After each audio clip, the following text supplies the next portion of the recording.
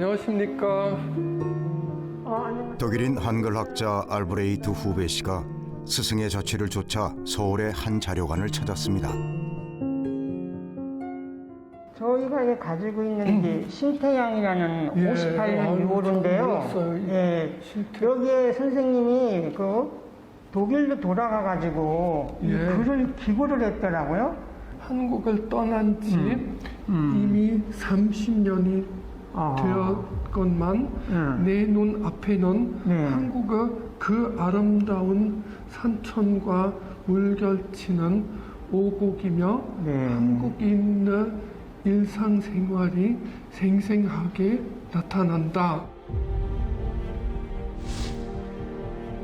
제2의 조국, 한국이여 빛나라. 예사롭지 않은 제목부터 기고문의 내용까지 직접 한글로 쓴 원고를 보내온 사람은 안드레아스 에카르트. 그는 일제강점기인 1909년 이 땅에 첫 발을 디딘 이래 거의 20년 동안 조선에 머물렀던 독일인입니다. 1929년 그가 펴낸 조선미술사는 우리나라 최초의 미술 통사입니다. 이 책 덕분에 조선의 미술은 비로소 세계 무대에 등장하게 됩니다. 에카르트 씨는 세계 미술사의 조류 속에 한국 미술을 올려놓고 한국의 미를 평가하고 그걸 익혔던 거죠. 조선 문화의 존폐가 위기에 처한 일제강점기. 한국 예술의 독자적인 영역을 세계에 알리는 일에 열정과 청춘을 바쳤던 안드레아스 에카르트. 조선을 향한 깊은 애정이 담긴 그의 기록은 푸른 눈의 조선인이 남긴 100년의 러브레터입니다.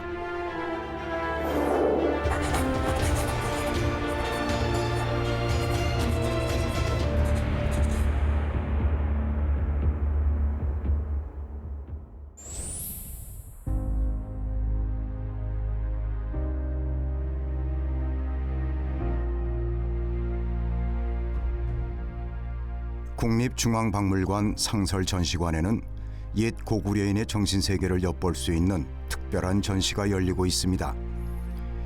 고구려 무덤 벽화의 절정기를 보여주는 강서대묘 사신도의 벽화 모사도.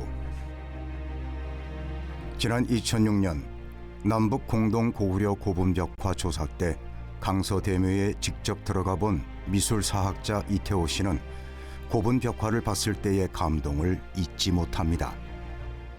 강서대묘의 북쪽 벽에 있는 현무도 사신 가운데 이제 거북이하고 뱀으로 구성되는데 뱀이 이제 거북이를 감고 또 스스로 몸을 또 감았죠.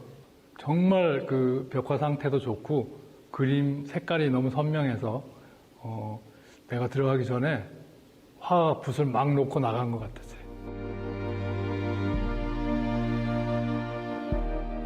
유연한 몸짓으로 날아오르는 청룡과 더불어 날렵한 몸짓의 백호와 주작, 그리고 현무. 상상 속의 신령스러운 동물이 벽화 전면을 채운 강서대묘는 고구려 고분 벽화 가운데서도 정수로 꼽힙니다. 고구려 고분 벽화에는 초기부터 이 사신도가 쭉 나타나요. 초기에는 이제 천정이나 작게 표현이 되다가 6세기 후반, 7세기 전반에 고구려 후기 고분 벽화는 전체가 다 사신도 벽화예요. 사신도만이 주벽에 그려지고 천정은 이제 하늘세계가 그려지는 그런 구성을 보이죠. 그 중에 그런 후기에 나타나는 사신도 가운데 강서대묘가 가장 간결하고 힘이 넘치는 이미지를 갖고 있다. 그게 이제 강서대묘의 자랑거리죠.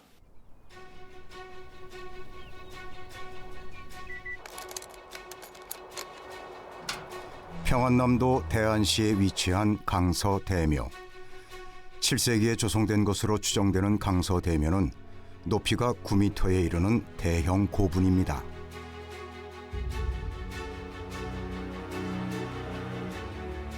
(1300여 년) 동안 닫혀있던 고분 벽화의 신비한 세계가 세상의 모습을 드러낸 것은 일제강점기.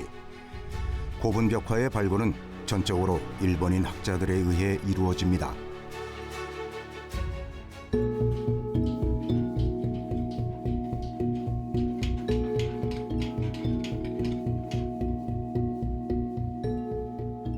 다행히 일본인들은 고구려 고분 벽화 발굴에 관한 모든 내용을 기록으로 남겨놓았습니다.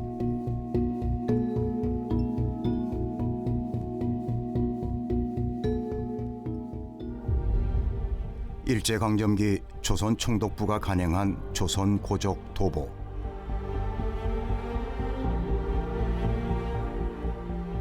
(15권의) 조선 고적 도보 중 제2권은 고구려 고분 벽화에 관한 기록입니다.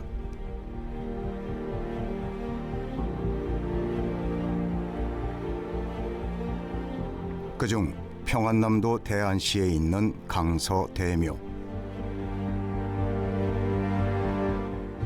강서대묘 전체의 구조를 한눈에 알 수 있도록 도판이 그려져 있습니다.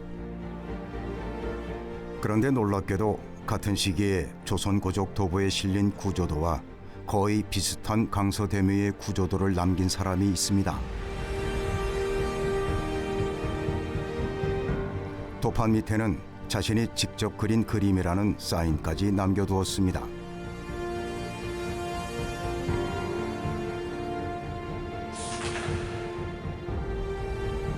일본인 학자들과 함께 강서대묘에 들어가 자신이 본 강서대묘 구조도를 남긴 사람.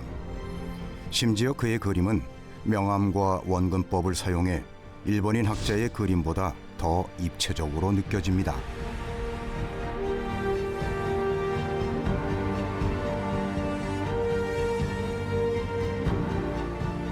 이 그림을 그린 사람은 독일인 안드레아스 에카르트. 그는 강서대묘의 발굴에 참여한 후 1926년 강서대묘 벽화를 주제로 논문을 써서 독일의 저명한 학술지에 발표도 합니다.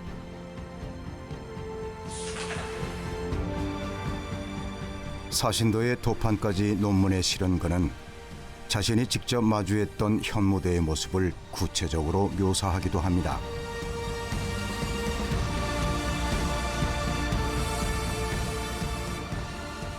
그는 이 논문에서 강서대묘를 고대 예술사의 최고의 보물이라고 평가합니다.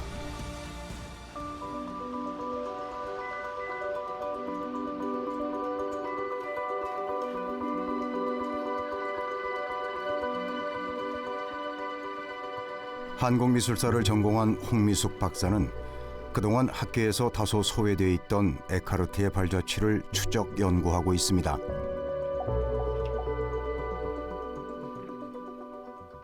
처음에 들어갔을 때 그 사신도를 보는 순간 그 파워라고 할까요? 그 느낌이 아주 강렬했다고 얘기하는데요. 이거는 그 이후에도 에카르트가 기회 날 때마다 회고하는 부분에서 한국에서 20년 동안 살면서 가장 강렬한 느낌을 받았던 것이 강서대묘였다고 얘기합니다. 그 당시에 유럽에서 고려청자가 굉장히 인기가 있었고 아주 문화재로 높이 평가를 받고 있었는데 고려청자 그 선상 내지는 더 높은 위치에 있는 문화예술이라고 보고 있습니다. 그렇다면 독일인인 안드레아스 에카르트는 어떻게 일본인들로 이루어진 발굴 현장에 참여할 수 있었던 것일까요? 에카르트는 우선적으로 세계 미술사를 주도하고 있던 미넨대학교에서 미술사와 고고학을 공부하였습니다.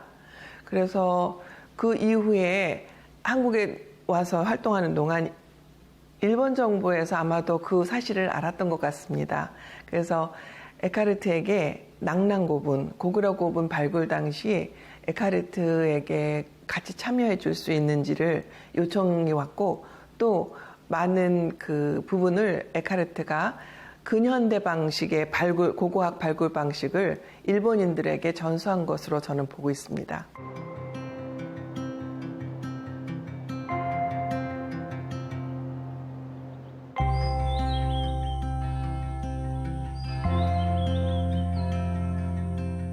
선생님 여기 오셨죠? 예전에 온 적이 한국과 에카르트의 첫 인연은 어떻게 시작된 것일까요? 성당 기억나고 아, 이쁘네요. 근데 여기 들어가는 것도 기억나지만 아, 예, 너무 기분이 좋습니다. 네네.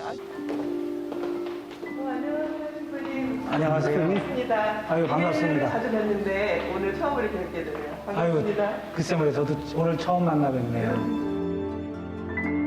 성 베네딕토 외관 수도원에 있는 역사관에는 베네딕토 수도회가 한국에 진출한 100년의 역사가 고스란히 전시되어 있습니다.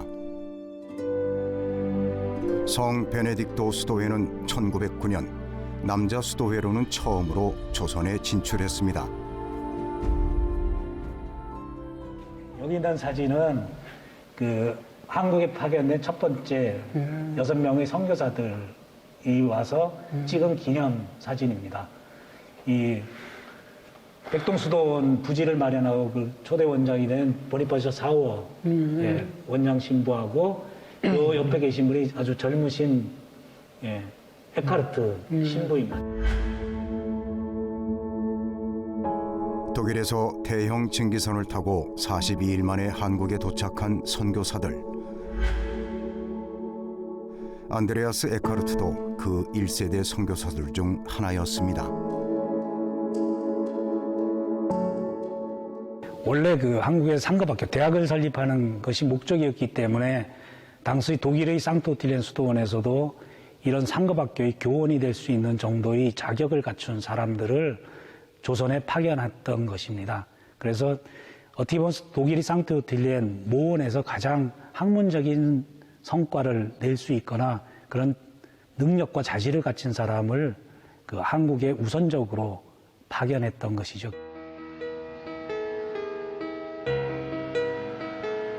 성 베네딕토회는 서울 해화동 일대의 터를 잡고 우리나라 최초의 남자 수도원인 백동 수도원을 건설합니다. 네, 여기 보이는 이 큰 메인 건물, 이것이 이제 가톨릭대학교 성신교정의 진리관인데, 바로 이 자리가 백동수도원의 본관 건물이 있었던 자리입니다.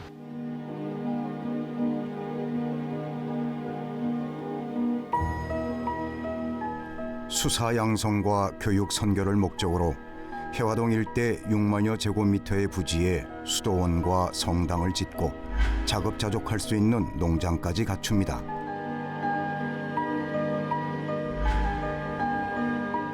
그리고 가톨릭 정신을 잇는 순공학교와 성신학교 두 곳의 학교까지 설립합니다.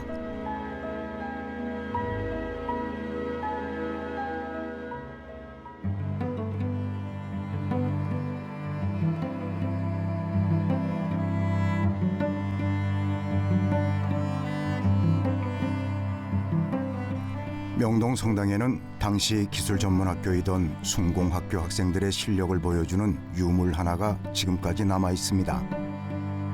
마이크가 없던 시절 신부들이 설교를 할 때 사용하던 이 강론대는 바로 100년 전 순공학교 학생들이 만든 작품입니다.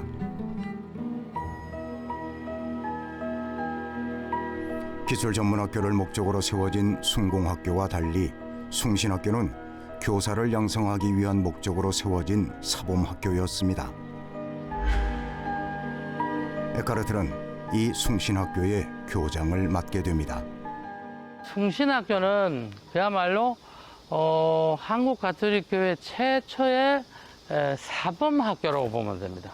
묵들 주교님이 여기에 베네딕토 회원들에게 사범학교를 세워달라고 하는 것은 바로 이런 선생님들의 가톨릭 정신을 가진 선생님, 훌륭한 선생님들을 각 가톨릭 학교에 이렇게 취직시켜서 잘 교육 활동을 하기 위해서 만든 학교가 바로 숭신학교라고 이렇게 보면 됩니다. 모든 물자가 부족하던 일제강점기, 에카르트는 학생들을 가르치기 위한 교과서를 직접 만듭니다. 서양식 원소 기호표까지 직접 그려놓은 물리, 화학 교과서를 비롯해 조선어 문법을 정리한 조선어 문전까지 전부 에카르트가 직접 써서 만들었습니다. Andreas Eckart war nicht nur Sammler und Kultur interessiert, sondern er hat auch persönlich geforscht, und zwar die koreanische Sprache. Er hat die koreanische Sprache so intensiv erforscht, dass er selber sie ganz gut kannte und konnte und auch die Struktur und die Grammatik verstanden hat. Und daraus hat er ein Lehrbuch der koreanischen Grammatik für koreanische Kinder und Schüler gemacht. Darüber hinaus war er Naturwissenschaftler und hat sich sehr interessiert und sehr gut ausgekannt. Er war ein Experte für Physik und Chemie und hat jeweils ein Lehrbuch, ein Schulbuch für diese beiden Fächer geschrieben.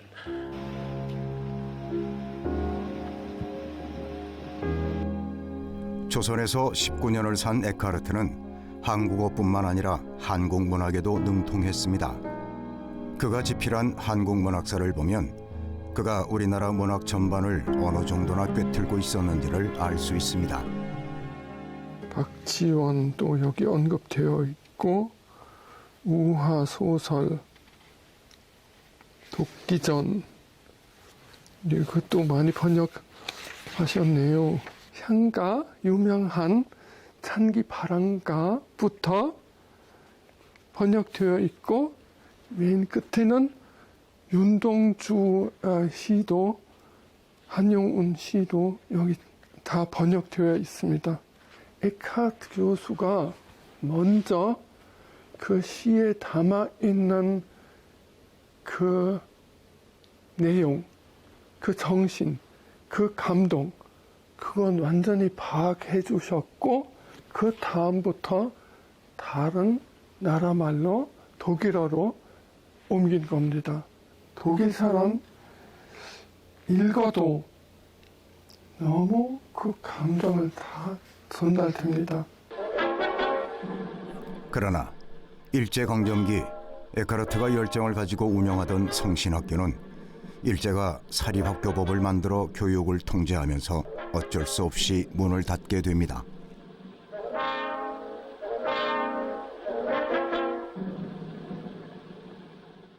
에카르트 신부는 숭신학교 교장을 맡았지만 숭신학교는 1회 졸업생을 내고 1913년에 1회 졸업생을 내고 폐교를 결정하게 됩니다.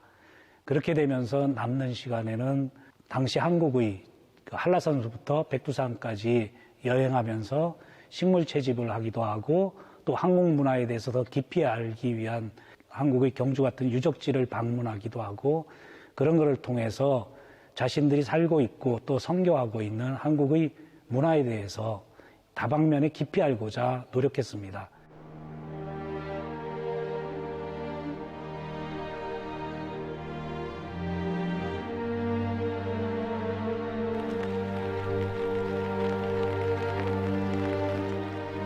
선교사가 되기 전 독일 뮌헨 대학에서 고고학과 미술사를 전공한 에카르트는 식민 지배 아래 사라질 위기에 처한 조선의 문화재에 관심을 기울입니다. 아, 이게 동호층 서탑이네. 에카르트는 당시 교통 상황이 아주 열악한데도 불구하고 조랑말을 타고 한 번 더 저녁을 누볐습니다. 그리고 이곳 구례 화엄사에도 에카르트가 방문을 해서 이곳에 있는 많은 유물들을 조사하고 연구해서 조선미술사에 포함시켰습니다. 특히 에카르트는 한국 사찰들에 대해서 이 한국 사찰은 불교 예술의 보물창고다라고까지 표현했습니다.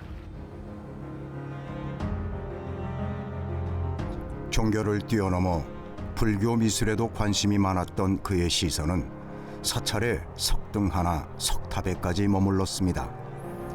특히 석조 미술의 아름다움을 예찬한 그는 석탑을 형태에 따라 다층탑과 기념탑으로 분류하기도 했습니다.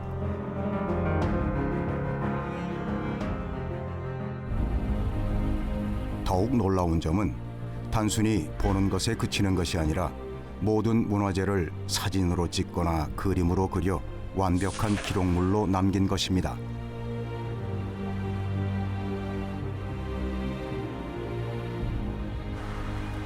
우리나라 불교 석탑 가운데 가장 파격적인 형태의 석탑으로 꼽히는 운주사 발형 다층 석탑. 에카르트가 남긴 이 탑의 기록은 사라진 탑의 원형을 파악하는 중요한 자료가 되고 있습니다. 에카르트가 보았던 탑은 지금 현재 남아있는 탑과 상당한 차이가 있네요. 에카르트가 탑을 보고 그렸을 때에는 공 같은 그 탑 모양이 7개가 있었는데 지금 현재에는 4개밖에 안 남았네요. 그런 걸 볼 때 좀 아쉽기도 하고 또 이 탑의 원형을 알 수 있어서 중요한 것이 아닌가 생각이 듭니다.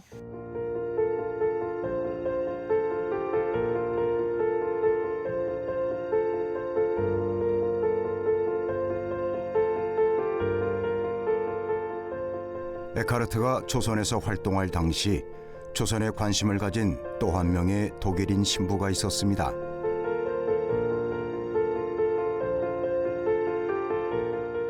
(1927년) 뮌헨 박물관에서 상영된 다큐멘터리 고요한 아침의 나라에서 우리나라의 민속과 생활상이 실감나게 기록되어 있는 이 영화를 찍은 사람은 베버 신부입니다. Der Film Im Lande der Morgenstille wurde gedreht bei seiner zweiten Reise. Norbert Weber war ja Erzabt in St. Ottilien und hat zweimal die Brüder und die Gründungen, Klöster und Stationen in Korea besucht. 1911 das erste Mal und 1924-25 das zweite Mal. Während der zweiten Reise hat er das ganze Equipment dabei gehabt, um Film zu drehen.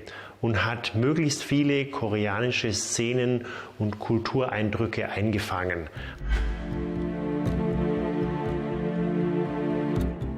상트 오틸리엔 수도원의 대수도원장이었던 베버 신부는 선교 상황을 점검하기 위해 1925년 조선을 방문해 8개월 정도 머무르며 조선의 일상을 다큐멘터리 영상으로 기록합니다. 당시 조선에서 활동을 하던 에카르트 신부는 베버 신부의 여정에 동참합니다. 노베르트 베버 총아빠스는 안드레아 에카르트 신부를 한국으로 파견한 사람. 그러니까 두 사람의 어떤 그런 서로를 알고 서로에게 바라는 바든지 협업을 하고 예를 들면 뭐 노베르트 베버 아빠서가 한국에 왔을 때 동행을 한다든지 문화재를 구입할 때 자기의 식견으로 같이 이렇게 거간을 한다든지 이런 어떤 모든 것이 함께 동행하는 어떤 그런 기회가 많았던 사람, 총회하는 사람, 뭐 그렇게 봐도 무방하죠. 독일 뮌헨 시내에서 1시간 거리에 있는 상트 오틸리엔 수도원.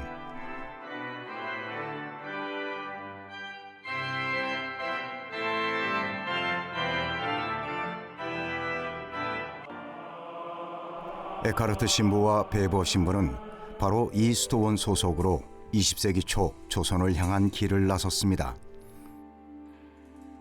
그런데 이 수도원에는 우리나라와 관련된 좀 특이한 공간이 있습니다.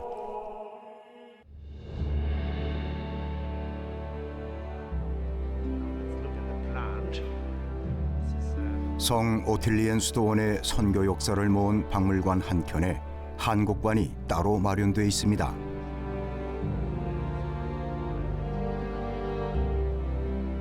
이곳에 한국관이 마련될 수 있었던 것은 수도원장인 베버 신부의 독특한 선교 철학 덕분입니다.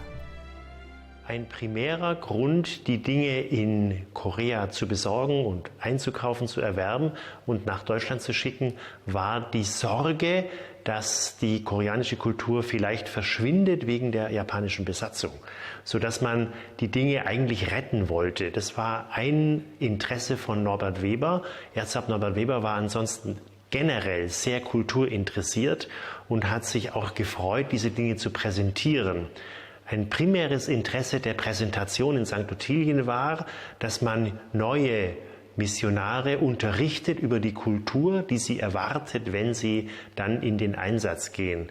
Weil die Idee war, dass ein Neumissionar die Kultur, in die er eintaucht, sehr gut verstehen und auch lieben muss, bevor er dann mit der christlichen Botschaft ins Ausland geht. Das ist das primäre Interesse.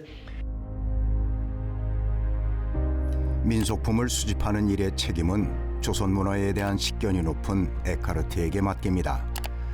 에카르트를 비롯한 한국 파견 선교사들의 노력으로 많은 유물들이 수탈과 파괴를 피해 이곳에서 보호되었습니다.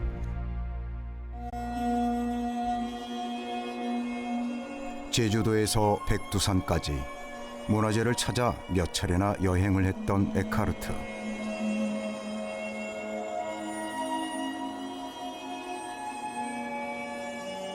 그가 깊은 관심을 가졌던 문화재 중에 하나는 석고람이었습니다.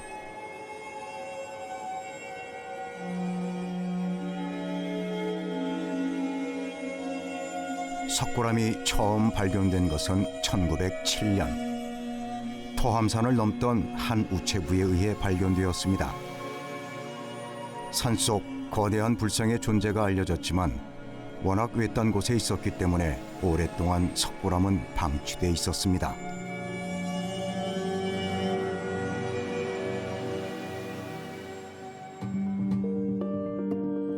에카르트는 자신을 석고람에 오른 최초의 유럽인이라고 고백하고 있습니다. 그가 석고람을 찾은 것은 1913년. 당시 석고람은 매우 황폐한 상태였으며 자신의 제안으로 일본에 의해 석고람의 수리가 시작됐다고 기록하고 있습니다.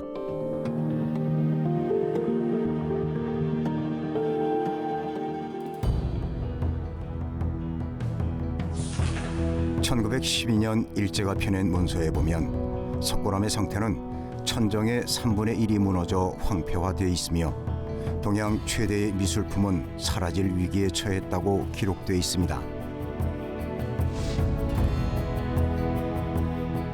실제 석고람의 해체 복원 작업은 1913년부터 대대적으로 이루어집니다. 에카르트는 허물어진 돌담을 해치고 석고람에 기어들어가 자신이 본 석고람의 내부 모습을 그림으로 그려 남깁니다. 에카르트의 기록에는 본존부를 비롯해 부조 석상들의 위치가 세밀하게 표현되어 있습니다.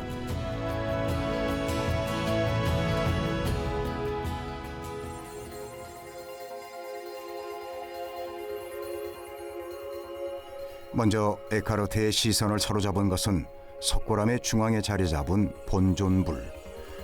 특히 본존불을 둘러싼 원형 굴의 형태를 에카르트는 조선만의 독자적인 특징으로 봤습니다.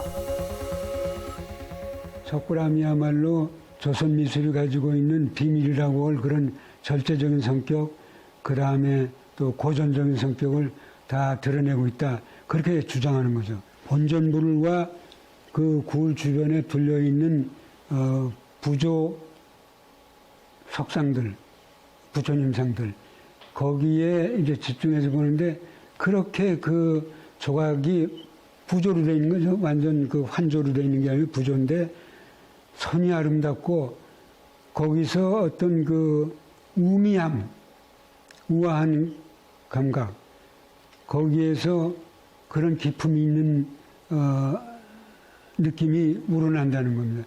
대단한 평가죠. 그래서 에카르트는 심지어 중국에는 이런 작품을 본 적이 없다. 그렇게 평가했습니다. 비단 강서대묘뿐만 아니라 다양한 고구려 고분 벽화의 발굴에도 직접 참여했던 에카르트는 모든 것을 기록이나 사진으로 남깁니다.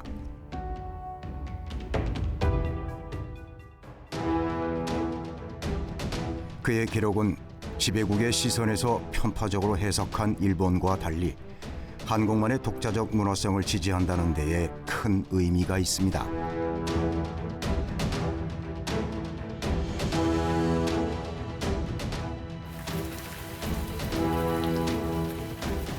(25살의) 나이에 조선에 왔던 에카르트는 조선에서 청년 시절을 오롯이 보내고 1928년 44살의 나이에 독일로 돌아갑니다.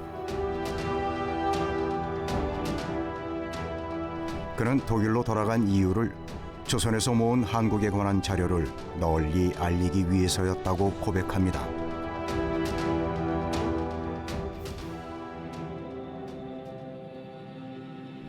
독일로 돌아간 에카르트는 1929년 한 권의 책을 펴냅니다. 조선 미술사. 이 책은 우리나라의 미술사를 전 시대와 전 지역에 걸쳐 통사 형식으로 기술한 최초의 책입니다. 한국 미술이라는 게 이웃 중국과 일본과는 판역에 다른 그런 차별성을 가진 독자적인 미술 영역이라는 걸 알게 되고 그걸 책에 밝힌 게 이 책의 큰 의미가 되겠습니다. 조선 미술을 상당히 그런 세계 미술의 관점에서 서술을 했습니다. 그냥 보통의 경우는 그 이후에도 그렇고 그 전에도 그렇고 한국 미술을 연구한 다음엔 중국과 어떤 영향관계가 있었느냐, 또 일본에는 어떻게 비교가 되냐 이렇게 연구했는데 에카르트 씨는 세계 미술사의 조류 속에 한국 미술을 올려놓고 한국의 미를 평가하고 그걸 익혔던 거죠. 놀랍게도 에카르트는 독일어판뿐만 아니라 영어판 조선 미술사를 동시에 발간합니다. 이 두 권의 책은 조선 미술을 세계 무대에 올려놓는 결정적인 역할을 하게 됩니다. Eckhart war damals sehr geschickt und klug. Er wusste um diese Situation und so hat er dafür gesorgt, dass quasi zeitgleich mit der deutschen Ausgabe auch die englische Übersetzung erschien, sodass auch die englischsprachige Welt über koreanische Kunst informiert wurde. Und für Deutschland war das auch der Beginn der Erforschung von koreanischer Kunst. Es war ja auch einer der Gründe dafür, dass Eckhart später der erste Professor, Dozent für koreanische Sprache und Kultur in Deutschland wurde. 고구려 고분벽화 발굴의 수장으로 참여했던 일본인 학자 세키노 다다시의 강연과 논문을 모아 1932년에 발간한 조선 미술사. 그러나 같은 문화재를 보고 같은 제목으로 펴낸 책임에도 불구하고 세키노 다다시의 책과 에카르트의 책은 확연한 시각 차이를 보입니다.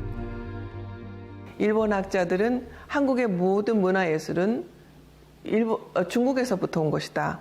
고로 한국 미술은 독립적이지 못하고 모든 것이 중국에서 온 것을 따라한 것이다. 이렇게 표현을 하고 그 근거 자료를 만드느라고 많은 노력을 하죠. 그러나 에카르트는 그 정반대의 관점으로 에카르트는 독립적이다. 그리고 높은 예술의 경지를 지닌 나라다라는 것을 마치 독립투사가 외치는 것 같이 그런 식으로 학문적으로 외치고 있습니다.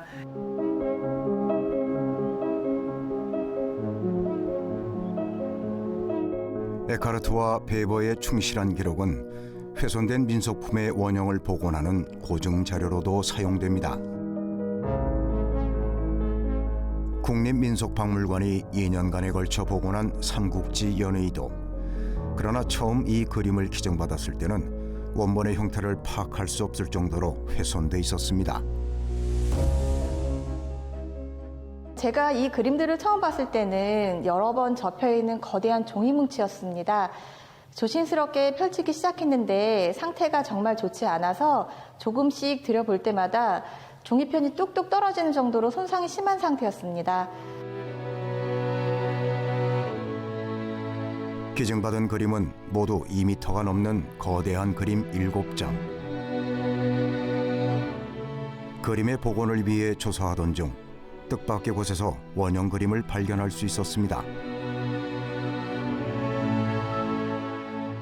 보존처를 위해서 삼국지 관련 자료들을 조사하던 중에 1911년 동묘를 방문하고 기행문을 쓴 독일의 베버와 에카르트의 저서를 발견할 수 있었습니다. 그 저서에는 삼국지 연희도의 도판이 있었는데요. 저는 한눈에 그 도판이 기증받은 삼국지 연희도와 도상이 같다는 걸 알았습니다.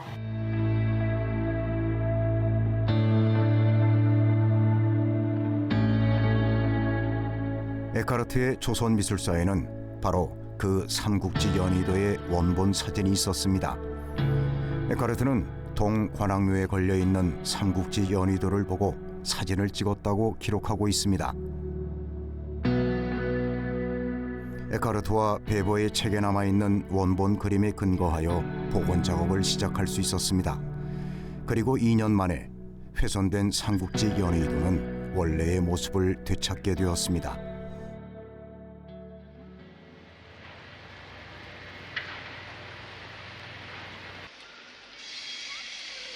에카르트의 조선에 대한 사랑은 조선을 떠나서도 끊이지 않았습니다.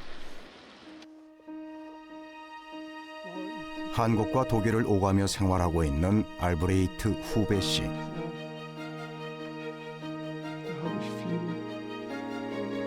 여러 권의 한글 관련 책을 펴내기도 했던 그는 독일인 한글 학자입니다. 그가 한글 학자의 길을 걸어오게 된 것은 에카르트의 영향이 큽니다. 그가 에카르트 교수를 처음 만난 것은 에카르트가 뮌헨 대학에서 강의를 할 때였습니다. 뮌헨 대학교 강의 요람, 그 당시는 인터넷 같은 거 없었고 강의 요람 보고 거야는 한국어를 배울 수 있다. 그래서 거기도 그 에카르트 교수님의 주소, 전화번호도 다 기록되어 있기 때문에 제가 한번 전화했습니다. 한번 관심 있는데 어떻게 하는지, 공부할 수가 있는지. 그래서 바로 그때는 자기 스탄베르크에 있는 집에 한번 방문하라고.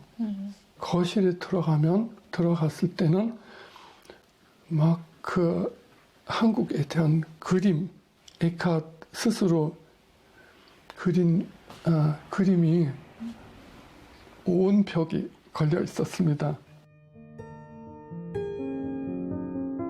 독일로 돌아온 후 에카르트는 사제의 길을 떠나 학자의 길을 걸었습니다. 뮌헨 대학에서 한국학 관련 강의를 하며 한국 관련 다양한 책을 집필했습니다.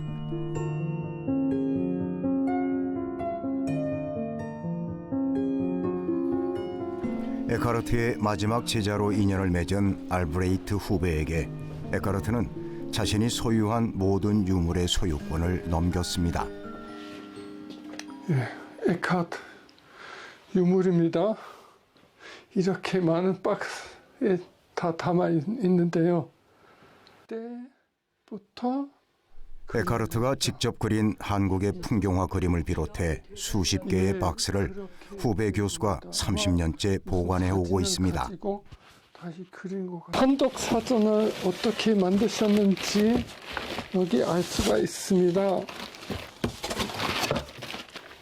종이에다가 다 하나씩 적어놨습니다. 독일에 한글 활자가 없던 시절 독일어 옆에 한글을 직접 철필로 써서 한독 사전을 발간하기도 했는데 이 한독 사전에는 무려 11,000자의 단어가 담겨 있습니다.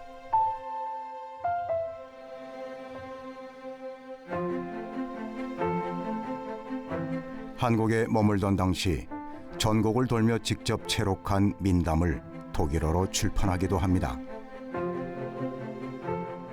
이 책에는 우리나라의 다양한 민속화까지 삽입되어 있습니다. 그의 관심은 우리나라 문화 전 영역에 뻗어 있었습니다. 화가로서 한국에 대한 그림을 그리시기도 하고 음악 작곡도 하신 것도 있기도 하고 그리고 논문들 쓰는 경우도 참 많았고 모든 분야를 그 당시에 별로 학술 연구가 발전되어 있지 않은데도 모든 분야를 아주 체계적으로 연구 발표했기 때문에 독일뿐만 아니라 세계적으로 이 한국학을 설립했다고 틀리지는 않습니다. Eckhart war ein ganzheitlicher Mensch. Er hat alles gesehen. Und in Korea habe ich oft gefühlt, dass die Koreaner auch, wenn sie nach Deutschland schauen, mehr sehen als die Deutschen, wenn sie nach Korea sehen.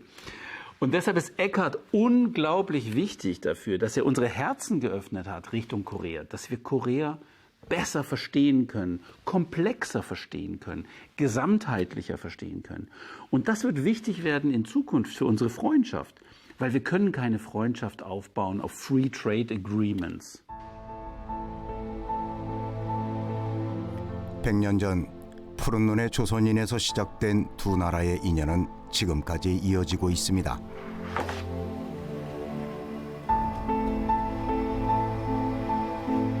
(18세기) 뛰어난 산수화가 겸재정선이 그린 금강산 기행 화첩.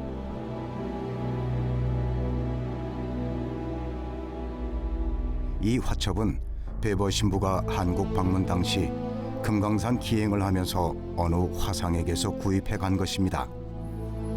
오랫동안 독일 오틸리엔 수도원 박물관 측이 보관하고 있다는 사실이 알려지면서 화첩은 세계적인 주목을 받게 됩니다. 점점 이제 화첩은 국내에도 알려지고 미국 시장에도 알려지고 이제 그렇게 됨으로 해서 소덥이라고 하는 미국의 경매 회사가 이 화첩에 계속 지속적으로 사람들을 파견하고 그래서 이것을 경매할 것을 계속 요구하고 그랬어요. 그리고 오텔리에는 그런 건 받아들였지 않았지만 점점 화첩은 국내에서도 또 독일 수도원 안에서도 미국에서도 또 이제知名도가 높아지는 그런 시기를 맞이하고 있었던 셈입니다. 오틸리엔 수도원 박물관 측은 세계 유명 경매시장이 막대한 금액을 내걸며 경매시장에 낼 것을 권하는데도 불구하고 작품집을 우리나라로 돌려주게 됩니다. Wir haben kein Interesse daran, mit Kunst Gewinn zu machen. Dieses Album von Chongson hatte der berühmte Abt Weber bei seiner Reise in Korea erworben. Es war bei uns hier ein Schatz im Haus. Aber auch bei diesem Album von Chongson war uns bewusst, dass es in Korea ganz anders verstanden, im Grunde auch geliebt wird als bei uns. Und als einer der Patres der Abtei Wegwan, Pater Son, den Vorschlag gemacht hat, dass dieses Album zurückgegeben werden könnte, haben wir darüber nachgedacht und haben gesagt, ja, wir geben dieses Album als Leihgabe an die Abtei Wegwan zurück, damit das Album dort ist, wo es eigentlich hingehört, wo es etwas bedeutet für die Identität der Kultur des Landes.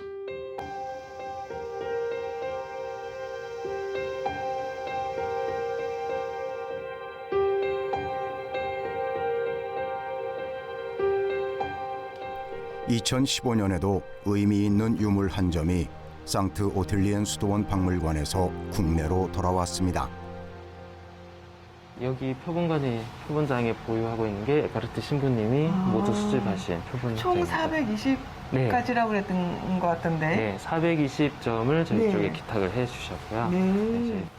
놀랍게도 100년 전 한반도에서 자생하는 식물들을 채집해 만든 식물 도감입니다. 제주도에서 처음 이제 에카르트 신부님이 수집해서 표본을 만든 식물이거든요. 네. 네. 언제 채집을 했고 네, 어디에서 채집을 했고 이 식물의 이름은 어떤 식물이다 이렇게 명기를 해놓으셨거든요. 이거는 에카르트 신부님이 이제 쿠엘파트라고 해서 네. 제주도에서 채집한 큰 반쪽 고사리거든요. 네. 네. 그런데 지금은 국내에서는 발견이 되지 않고 있고요. 네. 100년 전에는 제주도에 이 큰 반쪽 고사리가 분포를 하고 있었다라고 이제 보여줄 수 있는 증거 자료라고 보시면 될 것 같아요. 근데 100년이 됐는데 좀 너무너무 상태가 좋은데요. 국내에서 식물 연구가 시작되기도 전 만들어진 420점의 식물 도감은 100년이 지난 지금 더 큰 학술적인 의미를 지닙니다. 국내에는 이제 이렇게 100년 오래된 표본들이 거의 없거든요. 그리고 수목원의 이제 표본관에도 마찬가지로 그런 표본들이 굉장히 적은 편이에요. 그래서 어떻게 보면은 그런 오래전에 수집됐던 표본으로서의 가치가 굉장히 좋다고 말씀드릴 수 있는데 향후에 이런 표본 자료들이 뭐 후세대를 거쳐서 어떤 지역이 뭐 훼손이 되거나 뭐 지역이 파괴돼서 식물들이 사라졌을 때 그 지역에 어떤 식물들이 있었는지 그런 자료들을 뒷받침해주는 아주 굉장한 증거 자료로서 활용을 할 수 있기 때문에 굉장히 큰 의미라고 보실 수가 있어요.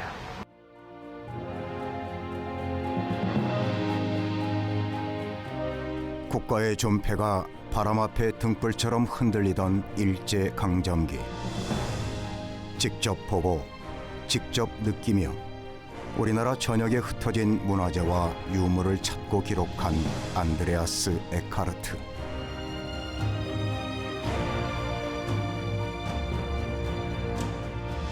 독일로 돌아간 뒤에도 독일 땅에 한국학을 설립하고 한국 예술의 독자적인 영역을 세계에 알리는 일에 평생을 바쳤습니다. 조선을 제2의 조국이라 말할 정도로 각별히 사랑했던 에카르트.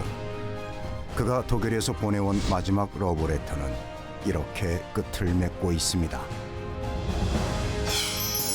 그 옛날 스승이며 친지들, 혹은 북간도로, 혹은 일본 탄광으로 흩어져 버린 사람들. 지금은 다 그리운 조국에서 무엇을 하고 있는지. 나의 제2의 조국 한국이여, 길이 빛나라.